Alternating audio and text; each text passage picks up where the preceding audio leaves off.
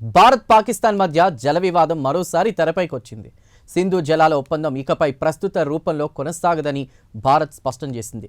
పాకిస్తాన్ సరిహద్దు దాటి ఉగ్రవాదానికి పూర్తిగా చెక్ పెట్టే వరకు ఈ ఒప్పందాన్ని పునరుద్ధరించే ప్రశ్నే లేదని ప్రభుత్వ వర్గాలు తేల్చి చెప్పాయి.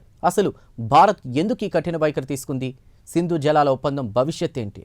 ఈ కథనంలో తెలుసుకుందాం.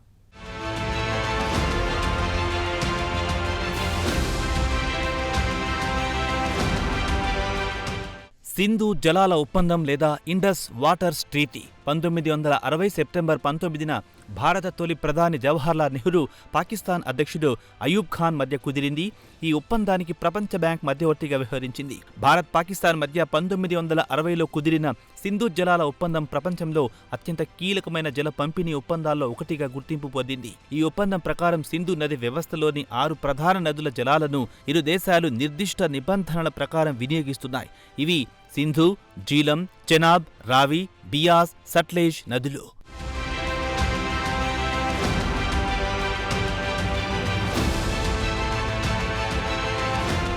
ఈ ఒప్పందం ప్రకారం రావి, బియాస్, సట్లెజ్ అనే 3 తూర్పు నదుల జలాలపై భారత్కు పూర్తి హక్కు లభించింది.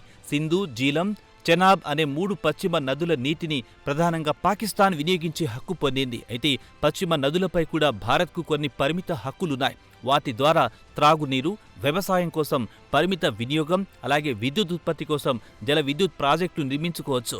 కానీ ఆ నదుల ప్రవాహాన్ని పూర్తిగా అడ్డుకునే హక్కు లేదు. ఈ ఒప్పందాన్ని ప్రపంచంలో అత్యంత విజయవంతమైన అంతర్జాతీయ జల ఒప్పందాల్లో ఒకటిగా పరిగణిస్తారు. భారత్ పాకిస్తాన్ మధ్య యుద్ధాలు జరిగినప్పటికీ ఎన్నో దశాబ్దాల పాటు ఈ ఒప్పందం అమల్లో కొనసాగింది. ఇటీవల జరిగిన పరిణామాల నేపథ్యంలో ఈ ఒప్పందంపై భారత్ తన వైఖరిని మరింత కఠినతరం చేసింది. ప్రభుత్వ వర్గాల ప్రకారం ప్రస్తుత రూపంలో సింధు జలాల ఒప్పందం ఇక పనిచేయదని స్పష్టం చేసింది. పాకిస్తాన్ సరిహద్దు దాటి ఉగ్రవాదానికి విశ్వసనీయంగా, శాశ్వతంగా ముగింపు పలికిన తర్వాత మాత్రమే భవిష్యత్తులో కొత్త విధానంపై చర్చ జరిగే అవకాశం ఉందని పేర్కొంది.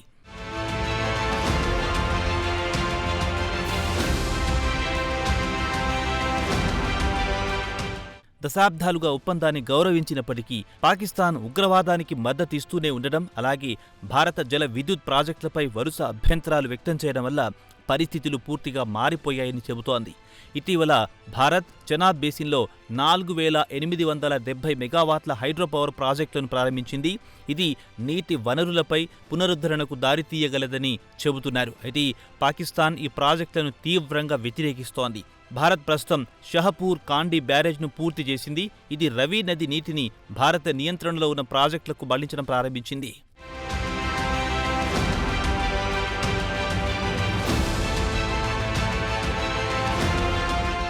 ప్రస్తుతం భారత్ ఈ ఒప్పందాన్ని యథాతథంగా అమలు చేయబోమని, అవసరమైతే పూర్తిస్థాయి పునఃసమీక్ష లేదా కొత్త ఒప్పందం అవసరమని సంకేతాలిస్తోంది. ఇదే సమయంలో పాకిస్తాన్ ఈ అంశాన్ని అంతర్జాతీయ వేదికలపై ప్రస్తావించే ప్రయత్నాలు చేస్తున్నప్పటికీ వాటికి పెద్దగా ఫలితం కనిపించలేదని భారత ప్రభుత్వ వర్గాలు చెబుతున్నాయి.